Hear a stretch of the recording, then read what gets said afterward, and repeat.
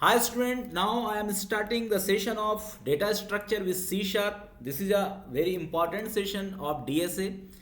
Recursion concept in C sharp. जैसे आपने सुना होगा कि रिकर्सन के बिना डेटा स्ट्रक्चर के अंदर के जो एडवांस कॉन्सेप्ट होते हैं वो पॉसिबल ही नहीं है। यदि आप डेटा स्ट्रक्चर के अंदर ट्री या ग्रैफ का कोई भी प्रोग्राम बनाते हो तो वहाँ पर रिकर्सन की रिक्वायरमेंट होती है।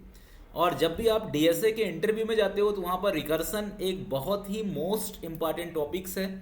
तो इस वीडियो के माध्यम से मैं आपको बताऊंगा कि रिकर्सन कैसे हम इम्प्लीमेंट करते हैं सी शार्प प्रोग्रामिंग के अंदर।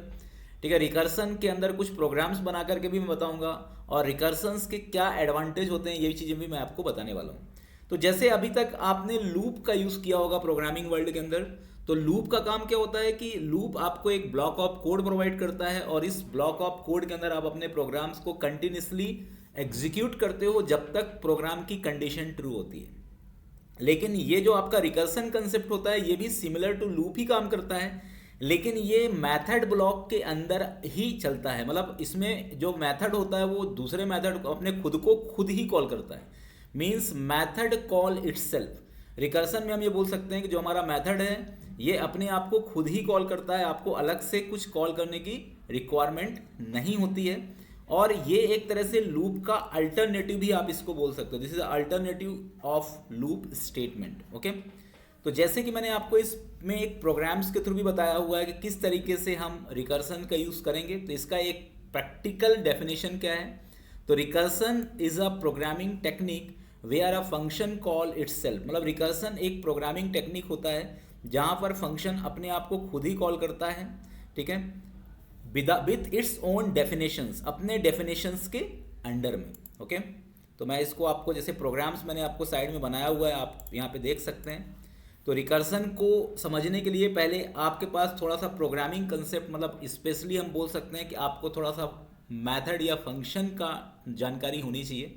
और मेरे ख्याल से फंक्शन की जानकारी तो आपको होगी ही हो, क्योंकि आप डीएसए यदि सीख रहे हैं तो आपको पहले लैंग्वेज की रिक्वायरमेंट है। तो पहले यदि जिन लोगों ने डायरेक्टली ये पर्टिकुलर वीडियोस देख रहे होंगे उनको पहले सी शार्प लैंग्वेज सीखना होगा। ये इसका प्लेलिस्ट ऑलरेडी मैंने दे रखा है। ठीक है, तो एक्चुअली जो रिकर्सन कंसेप्ट बनाया गया था उसका मेन गोल यही था कि आपको बिना लूप के बहुत सारी जगह ऐसा होता है कि हमें लगातार एन टर्म्स, मतलब मल्टीपल टाइम्स फंक्शन को कॉल करना होता है।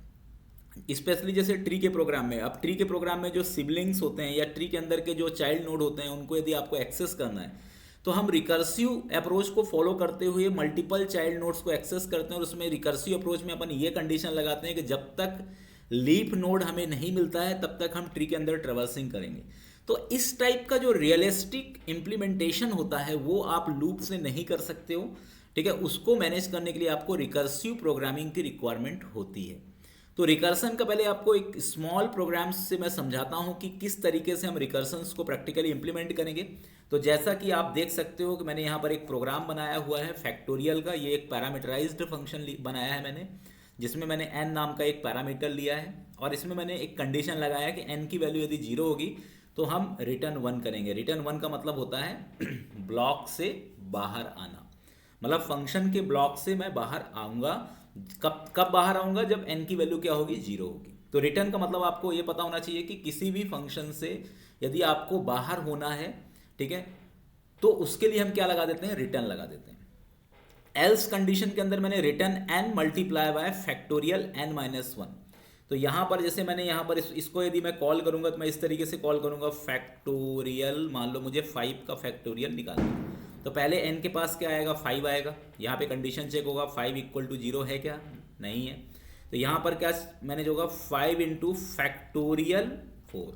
तो मतलब ये फंक्शन खुद को फिर से कॉल करेगा। मतलब n की वैल्यू यहाँ पे क्या आ जाएगी? 4 आ जाएगी। अगेन यहाँ पर आएगा, पहले ऑलरेडी क्या था? 5 था, तो 5 इंटू 4, मतलब यहाँ पर ऑलरेडी क्या था? पहले 5 था, 5 इंटू फैक्टोरियल 4। ठीक है, इसके बाद यहाँ पर वापस से 3 हो जाएगा। 5 इंटू 4 मतलब 20 मल्टीप्लाई बाय फैक्टोरियल 3। वापस से फिर से कॉल करेगा तो यहाँ पे n की वैल्यू 3 आ जाएगा। चेक करेगा 3 इक्वल टू 0 है क्या? नहीं है। वापस से अब क्या आएगा? 20 मल्टीप्लाई बाय 3 मतलब 60, और यहाँ पे n माइनस 1 में 2 आ जाएगा। फिर ये चेक करेगा। ठीक है, इसके बाद यहाँ पे n की कंडीशन अभी 0 नहीं हुई है। यहाँ पर क्या आएगा? ठीक है, 60 मल्टीप्लाई बाय 2 मतलब 120 हो जाएगा और यहाँ पे 1 आएगा। अब यहाँ पे चेक करेंगे n 1 के बराबर है क्या? नहीं है। तो यहाँ पर वापस से 60 120 जो हमारा हो चुका है 120 मल्टीप्लाई बाय 1 होगा, इसके बाद इसकी वैल्यू 0 हो जाएगी, 0 के बराबर हो गया, रिटर्न क्या करेंगे अपन 1 करेंगे। लेकिन जो आपका फंक्शन के अंदर जो आउटपुट पैरामीटर्स में वैल्यू क्या हो चुकी है 120 हो चुकी है। तो आपको पता होना चाहिए कि फंक्शन के अंदर दो पैरामीटर्स होते हैं, एक इनपुट पैरामीटर्स होता है जो एज अ पैरामीटर्स यूज़ किया जाता है, और दूसरा आउटपुट होता है जो as a return type mention होता है। तो यहाँ पर आउटपुट टाइप क्या है, इंट है मतलब ये इंट टाइप का कोई डेटा एक्सेप्ट कर सकता है। तो इसके अंदर आउटपुट के अंदर जो पैरामीटर्स है या उसके अंदर क्या कौन सी वैल्यू है 120 वैल्यू, और ये 120 वैल्यू हम प्रिंट कर लेंगे। तो आप यहाँ पे देख सकते हो कि बिना किसी लूप के प्रोग्राम के हमने यहाँ पर फैक्टोरियल का प्रोग्राम बनाया। तो बहुत बार आप इंटरव्यू में जाते हो तो वो कुछ इस टाइप के जो कॉम्प्लेक्स प्रोग्राम है उसमें स्पेशली वो लिख करके दे देते हैं कि इसमें आपको लूप का यूज़ नहीं करना है। तो अब आपके दिमाग में आ जाता है कि बिना लूप के हम कैसे, पॉसिबल ही नहीं है। तो बिना लूप के यदि आप किसी भी प्रोग्राम को सॉल्व करना चाहते हो डेटा स्ट्रक्चर एल्गोरिथम्स के अंदर या किसी रियल टाइम एप्लीकेशंस के अंदर या किसी प्रोग्राम के अंदर, तो आप रिकर्सन का यूज़ कर सकते हो। तो रिकर्सन एक टेक्निक है जिसमें फंक्शन अपने डेफिनेशन को खुद ही कॉल करता है, मतलब फंक्शन कॉल इटसेल्फ, यदि आप इसको याद रखना चाहते हो तो ठीक है। तो इस प्रोग्राम को हम प्रैक्टिकली भी चला करके एक बार देख लेते हैं, इससे आपको थोड़ी चीज़ें और अच्छे से क्लियर हो जाएगी कि कैसे ये इम्प्लीमेंट होता है। तो इसके लिए सबसे पहले विजुअल स्टूडियो में जाते हैं। विजुअल स्टूडियो के अंदर गए और यहाँ पर हम एक छोटा सा प्रोग्राम बनाते हैं प्रैक्टिकली। तो इससे आप इस प्रोग्राम्स को और अच्छे से सीख सकते हैं। बेसिक C# प्रोजेक्ट, ठीक है। इसके अंदर मैं कोई सा भी एक फाइल ले लेता हूँ जहाँ पर मुझे इस प्रोग्राम्स को बनाना है।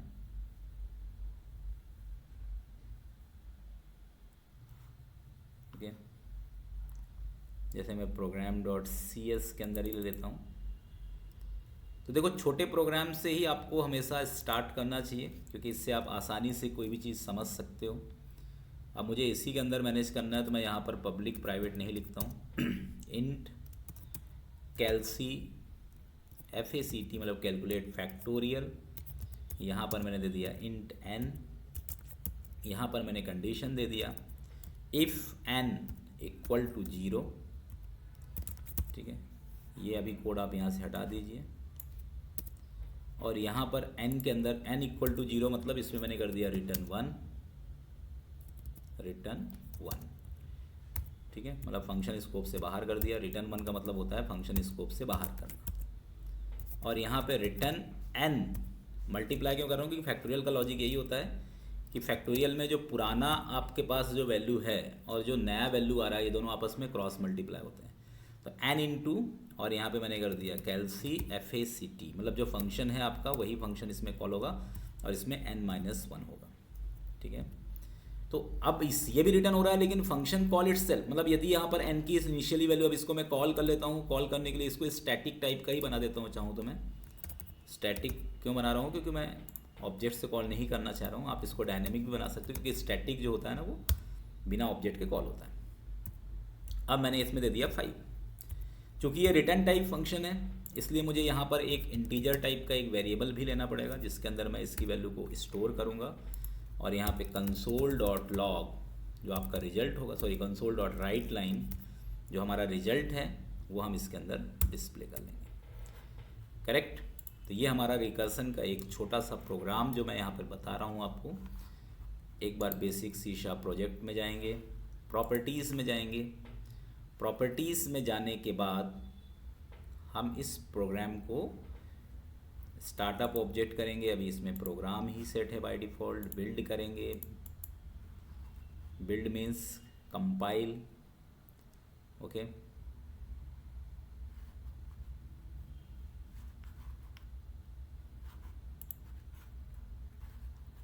building is continuously going on.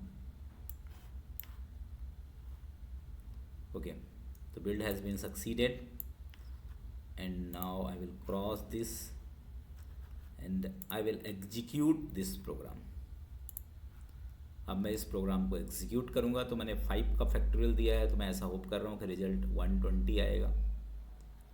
Okay, the program is continuously executing and the result is 120। तो ये प्रोग्राम से आप समझ सकते हो कि किस तरीके से हम रिकर्सन का यूज़ कर सकते हैं। ओके, तो मेरे ख्याल से आपको रिकर्सन का मतलब समझ में आ गया होगा, किस तरीके से ये प्रोग्राम चल रहा है।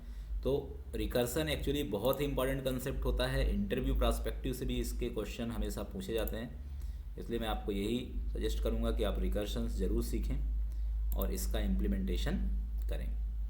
अब इसके अंदर एक दूसरा प्रोग्राम भी मैंने इसमें समझाया हुआ है कि आपको सम ऑफ एरे, मतलब एरे के अंदर के एलिमेंट्स को सम करना है रिकर्सन से। तो एरे के अंदर के एलिमेंट्स में इसमें मल्टीपल पैरामीटर्स भी पास कर सकता हूँ, मतलब रिकर्सन के अंदर यदि आपको कभी रिक्वायरमेंट है तो आप सोर्स भी पास कर सकते हो, और यहाँ पर मैंने एक इंडेक्स भी पास कर दिया है। ठीक है, यहाँ पे इंडेक्स जब तक लेस देन 0 है तो मैं रिटर्न कर दूंगा, मतलब इंडेक्स की वैल्यू जैसे लेस देन 0 ही रिटर्न कर दिया। और यहाँ पे ARR index plus sum of array. ठीक है, मैंने भी इस फंक्शन को खुद से कॉल किया और इसके अंदर मैं एरे पास कर रहा हूँ और इंडेक्स -1 पास कर रहा हूँ। ठीक है, तो जो भी हमारा एरे है उसको मैं यहाँ पे पास करूँगा और इंडेक्स की वैल्यू लगातार क्या होती जाएगी, इसके अंदर कम होती जाएगी। तो जैसे आपको किसी भी एरे का सम करना है तो आप उसके अंदर का साइज भी यहाँ पर पास कर सकते हो कि कितने नंबर आप एलिमेंट्स हैं, और वो एलिमेंट्स का क्या होता जाएगा, लगातार सम होता जाएगा। तो ARR इंडेक्स में वैल्यू लगातार डिक्रीज होती जाएगी। जैसे मान लो एरे के अंदर एलिमेंट्स क्या है, जैसे 5 एलिमेंट्स हैं, तो आप यहाँ पे एरे पास कर दो और यहाँ पे उसका इंडेक्स पोजीशन पास कर दो। ओके, तो पहले इंडेक्स पोजीशन की वैल्यू क्या होगी, यहाँ पर जैसे मैंने यहाँ पे पास कर दिया 0 पास किया, तो ARR यहाँ पे क्या आ जाएगा, कोमा। अब फर्स्ट आपको यहाँ पे 5 पास कर दो, 5 के बाद ये 4 हो जाएगा, फिर 3 हो जाएगा, फिर 2 हो जाएगा, फिर 1 हो जाएगा। जैसे 0 हुआ 0 को भी लगा, जैसे 0 से लेस हुआ तो उस आइटम्स को हटा देगा। ठीक है, तो ये प्रोग्राम्स भी हम इसके अंदर बना करके देख सकते हैं कि हाउ पॉसिबल दिस प्रोग्राम। तो इसके लिए मुझे क्या कर लेना पड़ेगा, यहाँ पर मैं इसका नाम चेंज कर देता हूँ, सम ARR कर देता हूँ। यहाँ पर मैं एक ARR नाम का मतलब पैरामीटराइज्ड एरे लूँगा और यहाँ पे मैं इंडेक्स लूँगा। यहाँ पर कंडीशन लगा दिया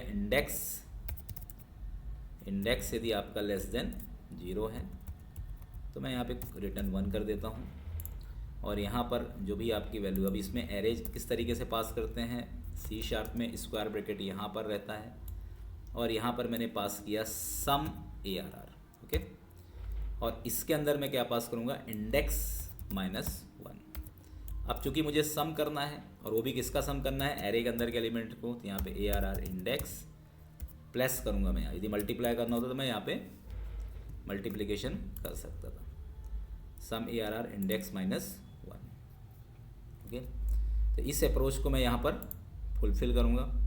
इसके करस्पॉन्डिंग ही मुझे यहाँ पर पूरा इम्प्लीमेंटेशन करना है, public static int this one. अब मुझे इसको कॉल करना है, तो मैं इसको कॉल कैसे करूँगा, यहाँ पे जाऊँगा, यहाँ पे sum of ARR, this is a static method.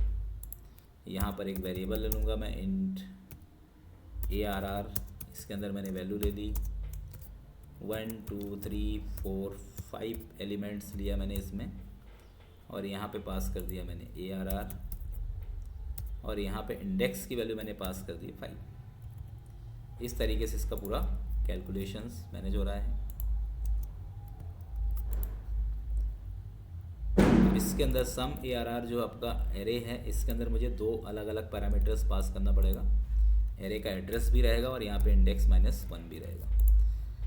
तो जैसे मैं यहाँ पे एरे का एड्रेस पास करूँगा, जो भी एरे है, यहाँ पे इंडेक्स की बाय डिफ़ॉल्ट वैल्यू क्या है, 5 है, तो ये 5 index, 4 index, 3 index, 2 index, 1 index और 0 इंडेक्स की वैल्यू लगातार भेजता जाएगा और इसके अकॉर्डिंग आपका पूरा इम्प्लीमेंटेशन हो जाएगा। अब इसको मैं बिल्ड करता हूँ, now I will execute this.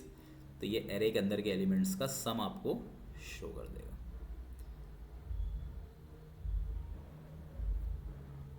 Outside bounds of the array, just a minute।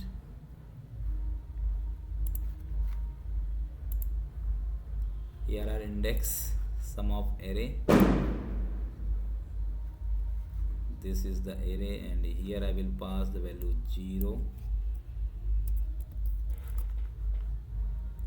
I will run this।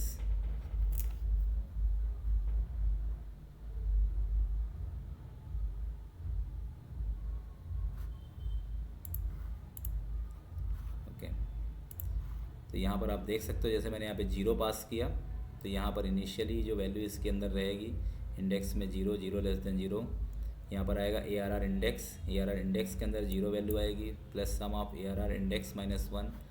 ठीक है, तो इस तरीके से मैं इसको 4 मतलब इसमें 5 नहीं करूँगा, वैल्यूज़ जो है ना लेंथ आपको कम ही करना है, मतलब साइज -1 मुझे पास करना पड़ेगा। यस, तो now it's is giving correct answer. Okay, तो इस तरीके से हम इसके अंदर के एलिमेंट्स को मैनेज कर सकते हैं। तो ये दोनों प्रोग्राम से आप रिकर्सन को अच्छे से समझ सकते हैं। ठीक है, अब आगे का जो सेशन होगा उसके अंदर मैं रिकर्सन के प्रोग्राम इंप्लीमेंट करके, जैसे मैं ट्री के प्रोग्राम बताऊंगा या आपको आगे के जो रिकर्सिव प्रोग्राम्स बताऊंगा वो आसानी से समझ में आएगा। तो आप इस तरीके से फिबोनाची सीरीज़ का प्रोग्राम हो गया या सम ऑफ एलिमेंट्स का प्रोग्राम हो गया, वो आप रिकर्सन से कर सकते हैं। ओके।